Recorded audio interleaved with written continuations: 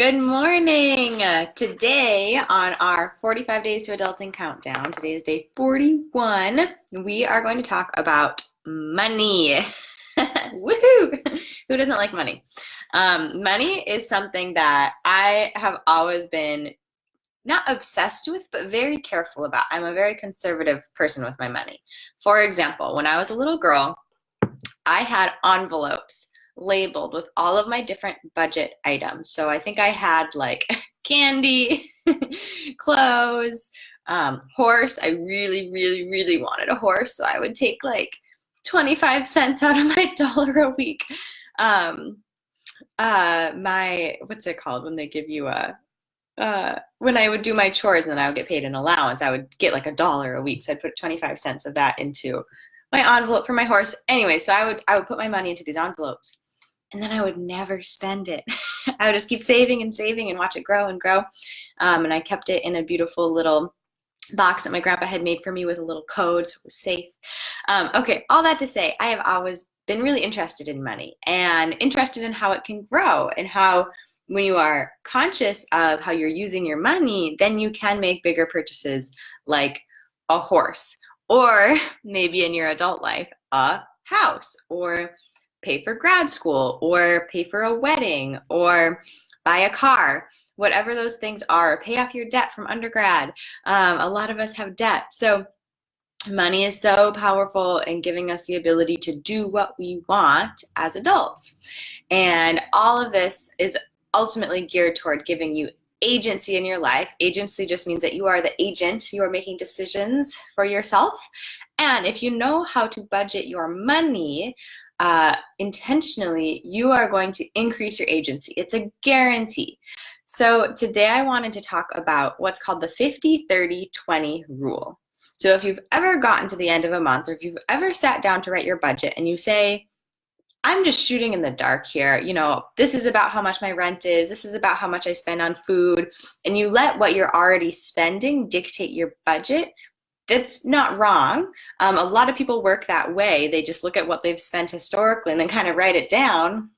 But really, what the intention of a budget is looking ahead and saying, ideally, this is how much I would be spending on these things. And then changing your spending to fit into those categories. But a lot of people don't even know what would that kind of ideal ratio be. So that's where this 50-30-20 rule comes in. And this is a ratio. So 50 plus 30 plus 20 equals 100%. So you can break these all down to percentages. And they each represent a broad category of spending. So let's start with 50. So 50 is your needs. So 50% of your monthly income, this is after tax. If you're an entrepreneur, make sure you take out tax before you do this budgeting exercise because you're gonna have to give that money to the government, unfortunately. So this is after tax income. So let's think, okay, let's say we're making $3,000 a month, for example. 50% of that income, so $1,500, $1,500, should be budgeted towards your needs. And so needs are things like groceries, rent, health insurance, utilities. Those are your basic needs, the things that you cannot take out of your budget. If you did, you would freeze, you would starve, you would not have a roof over your head. Needs are not gym membership, going out to dinner, going to the movies, saving for your trip. Those are not needs. So 50% of your budget, again, in our $3,000 a month scenario is $1,500, should go towards your needs. Now, I'm going to break this down one more step because I know you're smart, you can follow. Of that 50%, generally about, you would split it, so about 30% of your overall monthly income should go towards rent. So of $3,000, about $1,000 is probably going towards rent. You probably don't want any more to go towards rent because then you want 20%, so 30 plus 20, 50. Yes, Maddie, I'm so happy this is helpful. Yes, I love budgeting. This is so useful. So if you break that 50 into 30 and 20, about 30% should go towards your rent and then 20% should go towards everything else. And this is a super helpful thing to think about when you're looking for an apartment because you sign that lease for 12 months probably, and then you're stuck in it. So you got to know ahead of time, how much am I going to be making each month before you sign that lease? and make sure that that rent, that monthly rent, is not over a third of your income. If it is, you're just going to squeeze yourself in all of these other areas, right? So you're making trade-offs all the time. About a third of your income should go towards rent. Okay, so that's the 50%. Now the 30% is wants. So this is kind of more fun.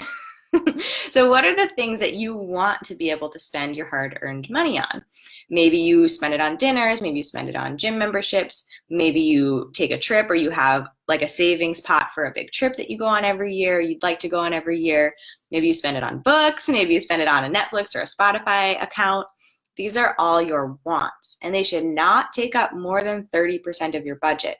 So if you're making $3,000 a month after tax, then about $1,000 can go towards your wants. So maybe you have a gym membership for $100. Maybe you have some dinners that you like to eat out. So maybe you spend maybe $100 or $200 a month on eating out. That can add up really quickly, including like drinks and all of that. Maybe you like to go to a concert once a month. Those are the types of things that go into that $1,000 a month category, or 30%. Okay, now 20%. So 20% is for savings. So 20% of your income straight away on a monthly basis, you should just ignore, pretend it doesn't exist, because this money is going into saving for those big ticket items that you want to have in your future, whether it's a house, whether it's saving for retirement. This is a huge one. There's a new study saying like over half of millennials don't have anything saved. So what we really want to encourage you to do is consider what will happen if you're not saving any money and maybe you get laid off from your job. This is when those hard times happen, that you hear families who are really struggling. Not that it's on them, it sucks to get laid off, but you should always have that rainy day fund, something that you've been saving up so you have a little bit of a financial cushion. So whether you get laid off, whether you decide to leave your job because it's not a good work environment for you and you can't find a new job until you leave that one, or if you get sick, you know, life happens. Unfortunately, we're human. Good and bad, we're human. So we want to be saving, and we also want to be able to retire someday. This might seem like so far off down the road, but just think, people who are, 65-ish usually retire. If you live until you're 90, that's another 25 years.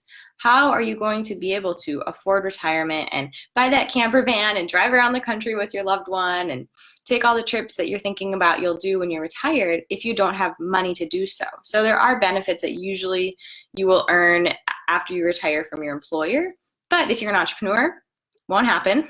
You're going to have to pay for every single one of those years as a retired person. And even now, Social Security, the pot is dwindling really rapidly, so it's just a good idea to be saving 20% of your income. Okay, what if you don't align across these 50, 30, 20? That's okay. Maybe you're locked into a lease. Maybe you are paying off some debt a little bit more rapidly.